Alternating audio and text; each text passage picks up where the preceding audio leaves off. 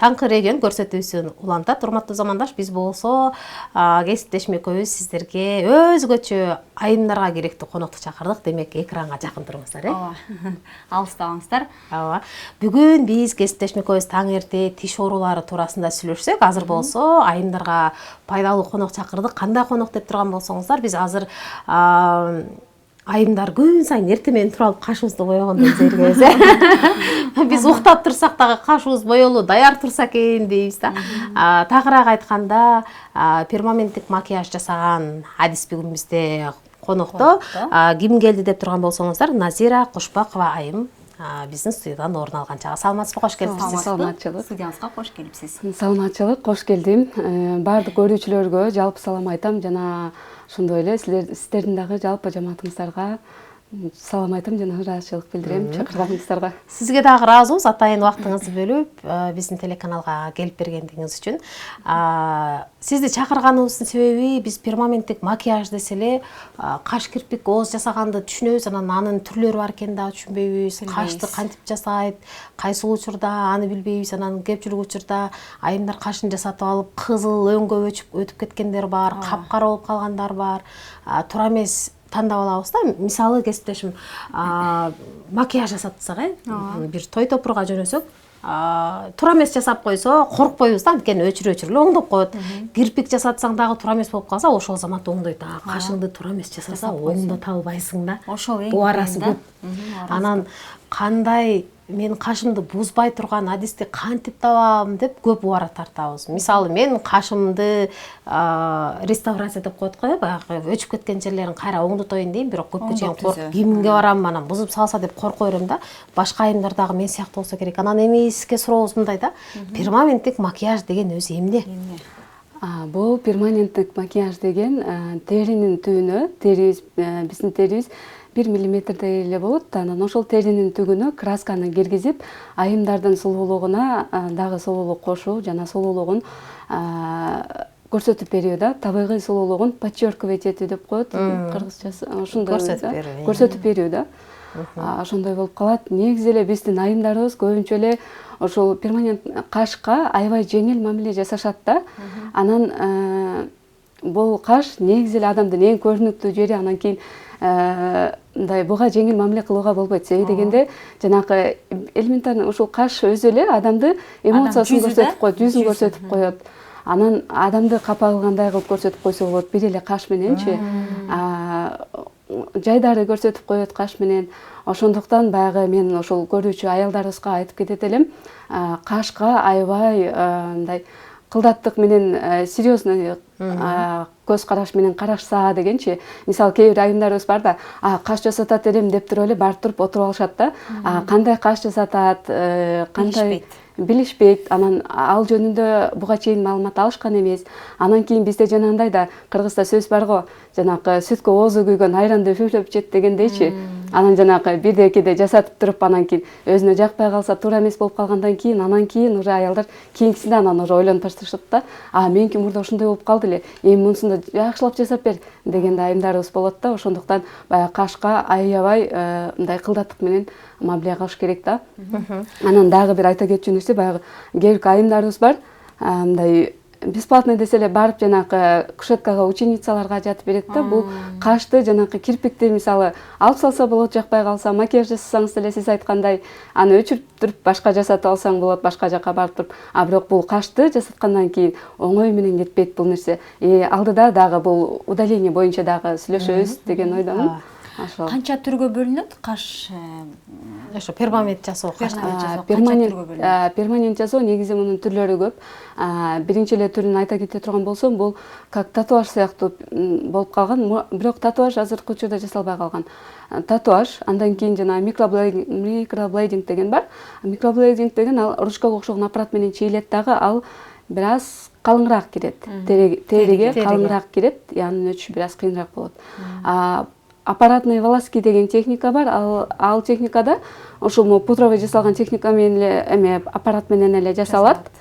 Ал бир аз легкийрээк кирет.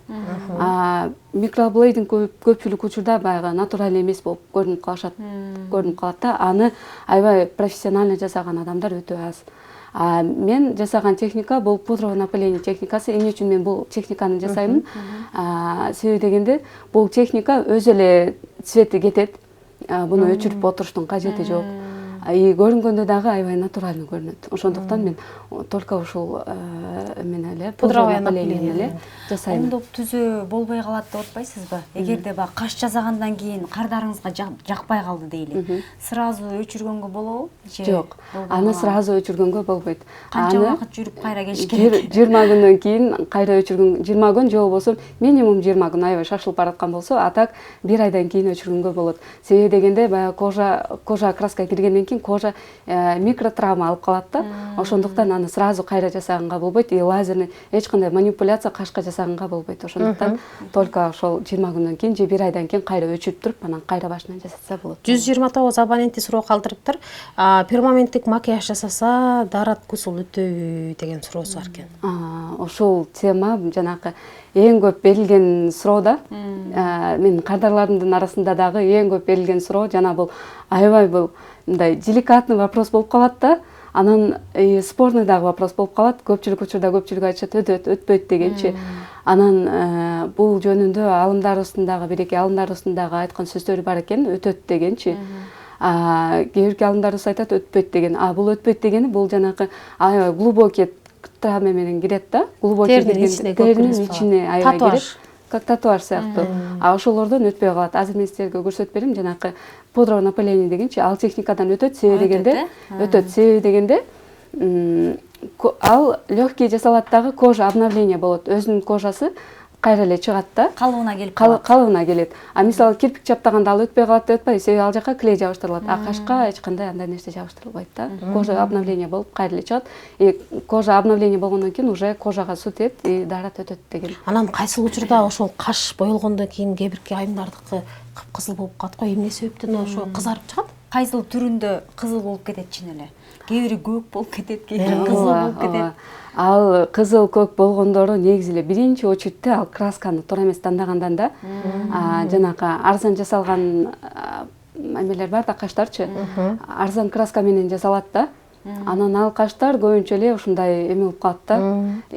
Бунун эки себеп менен түшүндүрсө болот. Биринчиден ошол арзан краска менен жасалганы, экинчиден болсо кожанын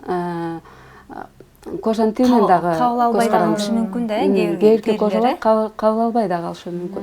Ал кандай кожалар дегенде, ал жирный кожалар аябай бат өчөт, жирный кожалардан. Анан жирный кожалардын кабыл алышы дагы аябай кыйын, и бат өчөт жирный кожаларданчы. Анан еще жанандай сары кожалар бар. Аларга дагы мен дайыма перманент жасаганда ошо сары и жирный кожалардан көп кыйналам да, себеби дегенде аларга аябай краска кириши аябай кыйын, краска алышы кыйын. Анан дагы краска кийин дагы туруктуу жатышы кыйыныраак болуп калат. Мен эми түшүндүм да. 5 жыл мурда кашымды жасатканда такыр кирбей койгон да. Анан негизи бир күн барып жасатасың, анан кайсыл бир убакыт өткөндөн кийин баягы кирбей калган жерлерин дагы оңдоп түзөп берет го. Ошол учурда дагы жакшы кирбейди. Анан кайра бардым. Көрсөм мен негизи бетим майлуу да. Терим майлуу. Ошон үчүн оңой менен кабыл алган эмес экен да. Ошондуктан эмне үчүн мен терим кабыл албайт экенде ушул убакытка чейин ойлонуп эле жүрөм да. Мен ойлоп атпаймынбы, менин терим өзү бир нерсени оңой менен кабыл албайт, окшойт да деп түшүнгөм да. Көрсөм майлуу беттер кабыл алышы кыйыныраак болот, майлуу беттер.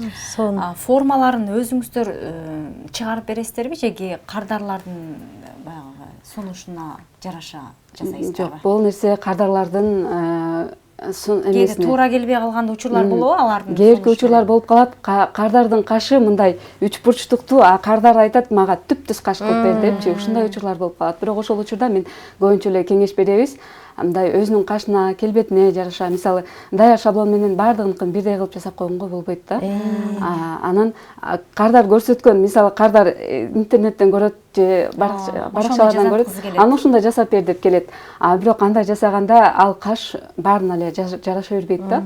Ар бир каштын, ар бир келбеттин өзүнө жараша каш, беттин түзүлүшүнө жараша жасалат. Анан бул жерде дагы бир эме, кашты чийерден алдын, перманент жасатаардан алдын мен дайыма кардарларыма 3-4 жолу формасын чийип, мындай дагы, андай дагы кылып, 3 бурчтук, 4 бурчтук өздөрү каалагандай кылып көрсөтүп берем. Себеби дегенде, чтобы кийинки учурда өкүнүп калбагандай боло тургандай болупчу. Каш жасаттым. Өзү каалаган каш кандай болуп чыгат экендигин бир сыра көрсөтөт экенсиз да. Өзү каалаганын да көрсөтөм, кандай жарашарын да көрсөтөм. Сиздин сунушуңузду да. Анан вариантты кардардын кызыкчылыгы менен, менин сунушум менен чогуу биргеликте тандалат. Эми көрсөтүп бересизби бул жерден? Алмай эмне үчүн турат үстөлдө? Эле көрсөтөбүз. Мен укканда бир көргөн артык деп коет го. Алманы тери деп элестетет окшойбуз азыр, Ооба, алманы тери деп элестетебиз дагы. Анан кийин дайыма ошол каш жасатаарга барганда көбүнчө көңүл буруш керек болгон нерсе бул ийне, карда жасалчу ийне. Бул ийне не только ийне, бардык перчатки, бардык расходниктер одноразовый болуш керек. Ооба, одноразовый болуш керек. Анан кийин ошону клиенттин көзүнчө ачыш керек. Бир кардарга колдонулган, экинчи кардарга колдонулганга болбойт. Себеби дегенде азыр ар кандай оорулар жугуп. Ошону анан аппаратка саласыз, э? Ошону аппаратка салып туруп, кызык болгон атат. Бул биздин краскабыз. Кашка берилүүчү краска. Азыр эми ушул красканы бул бизге азыр кайсыл түрүн жасап көргөзөсүз? Азыр мен сиздерге пудровый напыление менен татуаждын эмесин, айырмасын түшүндүрүп берейин. Айырмасын. Эмне үчүн жана жогоруда суроо болбоду? Эмне үчүн кызарып көгөрүп калат деген суроочу. Ошону мен азыр түшүндүрүп берейин. Красканы алабыз. Анан бул алманы азыр биз тери деп элестетели дагы. Анан кийин бул жерден мисалы жана көчөдөн кызарып көгөрүп калган эмелер, татуаждар мындай болуп жасалат да. Алар мындай калың болуп жасалат. Алманы бул бетке кылып алсаңыз болобу? Бул жагын кылса болобу? Жок, бул жагын кылганда му ички жагы көрүнбөй калат экен да. Ошон үчүн баягы бул теринин ичине канчалык деңгээлде кирип атат, ошону мен көрсөтүп берейин деген оюнда. Ошондуктан мындайынан көрсөтүп берейин, э. Бул азыр татуаж болуп атабы ошондо? Бул азыр ошондо татуаж болуп атат. Татуаж болгондо вот менин ичине, кожанын ичине бир 3-4 миллиметрдей кирди да. Ал эми азыр мен жасап аткан техника, бул көпчүлүк мастерлер азыр ушул техника менен жасап калышты. Бул старый техника болуп эсептелинет. Бул азыр легкий жасалып аткан техника. Бул кожанын ичине тапта кирбейт, канга дагы аралашпайт, жана гормондорго дагы дарат өтөт. Бул мындай болуп легкий жасалат. Теринин сыртына эле жасалат да. Ушундай легкий болот. Анан бул 2 жылдан кийин өзү өчүп калат. Ошонусу жакшы. Бул татуажды атайын аппараттын жардамы менен өчүрүш керек, э? Буну мисалы могул татуажды бул ушундай жасалат, бул калың жасалат, анан көгөрүп кызарып кеткендер ушулар. Бул азыркы жаңы чыгып аткан техника, бул легкий техника болот да, бул кийин көгөрбөйт, кызарбайт, цветин өзү жеңил эле жоготот да. Көнтең убактылары бирдей эле. Бирдей эле, ооба. Жасалуу убактылары бирдей эле. Ушундай болуп калат. Сонун экен. Ошондуктан мен азыр көпчүлүгүнө ушул жаңы техниканы сунуштайм да. Ооба. Анан эми биз баягы ошо эски баягы боелгон каштагы боекту өчүрүш үчүн дагы атайын сиздерге баратабыз го. Кантип өчүрүлөт? Лазер мененби же бир май сүртүппү? Анан лазер менен өчүргөндө оорутпайбы? Лазер менен өчүргөндө биз атайын оорутпаш үчүн анестезия колдонобуз. Атайын кремдер бар. Негизинен оорутат экен да? Негизинен оорутат. Если крем жок болсо, анестезия жок болсо оорутат. Бирок анестезия колдонгон үчүн көпчүлүк учурда оорутпайт. Анан кардардын кээинки учурларда кээинки айымдар бар, оорутпайт экен, жакшы экен, сонун экен деген да кардарларыбыз бар. Ай оорутат экен деген да бар. Ошондуктан бул нерсенин баягы ар бирини индивидуальный болуп калат. Ошондой болуп калат. Сезгич эмес, териге жараша экен, э? Теринин абалына жараша. Ошондой болуп калат. Анан ушул жерден дагы бир айтып кетчү лайфхак бар да. Ушундай процедурага бара турган болсоңуздар, каш өчүргөнү же болбосо каш жасатканы бара турган болсоңуздар, негизи эле ножпа же кетанал ичип алган аябай жакшы болот да. Ножпа, кетанал андай деле зыяны жок го, мындай травяный эле болуп калат. Анан ошол каш жасатаардан мурда кофе ичпеш керекпи, эмне жасабаш керек же айырмасы жокпу? Ошону да айтып өтсөңүз, жасагандан кийин эмне кылыш керек, жасаганга чейин кандай кылыш керек? Эң кызыктуу суроо болду ушунусучу. Анан кийин бул каш жасаганга чейин негизи кофе ичпеш керек. Эмнеге? Себеби дегенде кан суюлуп кетет кофе ичкенде. Ошондуктан Набили болуш керек анан экен, еще дагы гормональный таблеткаларды ичпеш керек. Жана кан союлтуучу таблеткаларды ичпеген жакшыраак болот. Ибуфен жана аспирин, кан союлтуучу таблеткалар. Ошолорду ичпеген жакшыраак болот. Анан дагы баняга, парилкага түшпөй турган жакшыраак болот. 1-2 күнбү? 1-2 күн жасатаардан алдын дагы, жасаткандан кийин дагычы. Дагы күнгө көп күйбөгөн жакшыраак болот. Кантип кам көрөбүз, мисалы биз барып жасатып келгенден кийин бир мазды же вазелинди сүйкөп коюлуп отура беребиз да. Негизи ошентип кам көрүшүбүз керекпи жасаткандан кийин? Ошол эле жетиштүүбү? Жасаткандан кийин негизи кам көргөн жакшы болот. Красканын результат кандай чыгышы эң негизгиси ушул уходдон, кам көрүүдөн көз каранды. Кам көрүү кандай болуш керек? Кам көрүү перманентный макияж жасаткандан кийин бул каш микротравма алып калат дагы, ошондуктан бул жака инфекция, чаң кирип калышы мүмкүн. Ошондуктан хлоргексидин деген суу бар, аптекаларда сатылат. Ошол менен обработка кылып туруш керек болот. Биринчи ошо менен тазалап туруп, анан маз же вазелин сүртүш керек. Жок, маз, вазелин мурда сүртүлчү. Бирок азыркы жаңы техникалар менен аны сүртүштүн кереги жок. Просто эле обработка кылып туруш керек. Болгону ошол обработка кылып туруш керек, чаң микроб кирбеш үчүн. Анан кийин дагы алкоголь ичпеш керек. Баняга түшпөш керек жасаткандан кийин. Бизге бөлүнгөн убакыт соңуна чыгып баратат да, сизден сурап коеюн, бул жакта сертификат турат, анан мен окуп үйрөнөт элем дегендер болсо, окутуп үйрөтөсүзбү, кантип окутасыз, толтура кишини алып окутасызбы? Кээ биркилер 20-30 алып окутат го. Мен ушул окутам деген негизи чындыгында оюмда деле жок болчу. Анан көбүнчө азыр менин кардарларым суроо талап көп болуп атат аябай. Менин кардарларым, катталуучуларым дагы инстаграмдан аябай сурагандар көп, ушул суроо талап бар. Ошондуктан азыр акыркы учурда могу майда буюрса обучениемди баштайын деп атам. 0дон баштап же болбосо жана перманентке окуу, мурда буга чейин окуп, жана кардар таба албай же болбосо каш чүйүүнү жакшы билбей, краскаларды жакшы өздөштүрө албай жаткан болсо, анда ошол как раз ушул жерден пайдаланып мен окуума чакырып кетейин. Ошол майдын башында обучением болот. Анан 30 апрель күнү ушундай эме болот, мастер-класс болот. Мастер-класс акысыз болот. Мастер-класстан анан ушундай сертификат ойнотулат. Эмне деген мастер-класс? Акысыз эмне үчүн барыш керек? Эмне болгон мастер-класс бул? Ошону кыскача айта кетиңиз. Бул мастер-класс жанагы көпчүлүгү бар да менден сурагандарчы, жанагы мен каш жасаганды үйрөндүм элем, бирок жакшы өздөштүрө албай атам, форма чегенди жакшы билбей атам, краскалар жөнүндө жакшы билбей атам, кардар таба албай атам деген эмелерге, окуучуларга ушинтип окутамын. Мастер-класс өткөрүп беремин. Мастер-класстан мен өзүм кашты азыркы сиздерге көрсөтүп аткан, алмага көрсөткөн пудра напыление техникасын көрсөтүп беремин.